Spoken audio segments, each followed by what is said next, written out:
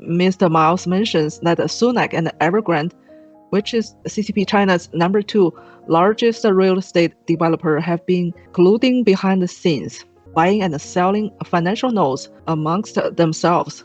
For example, Sunac would buy Evergrande's EV stocks and manipulate the market together.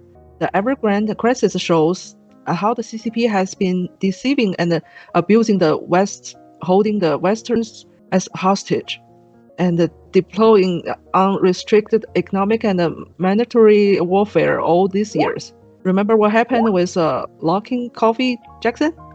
Yes, thank you, Leica. Luckin Coffee. In early 2022, as you mentioned, Luckin Coffee, the hyper-growing coffee company, what some experts have labeled as China's Starbucks, was caught lying and falsifying sales numbers and their profit data, ultimately manipulating their stock value on the NASDAQ, which results in a delisting from the stock exchange.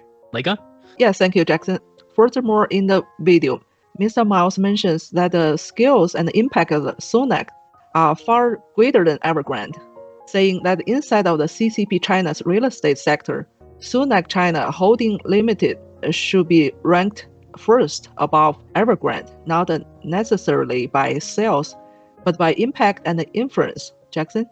Yes, thank you, Leica. In the video, Mr. Miles also predicted back in November of 2021, ladies and gentlemen, that is 2 years ago, the collapse of real estate market in CCP China, such as the bankruptcy of Country Garden, Sunac, and Evergrande, will ultimately devastate the West and the rest of the world because these CCP developers can no longer repay their debts. These CCP developers actually never intended on repaying their debts because it was their original mission to lie, cheat, and steal from the US and the rest of the world to ultimately create the chaos required for the CCP to become the ultimate winner in their mission to dominate the world.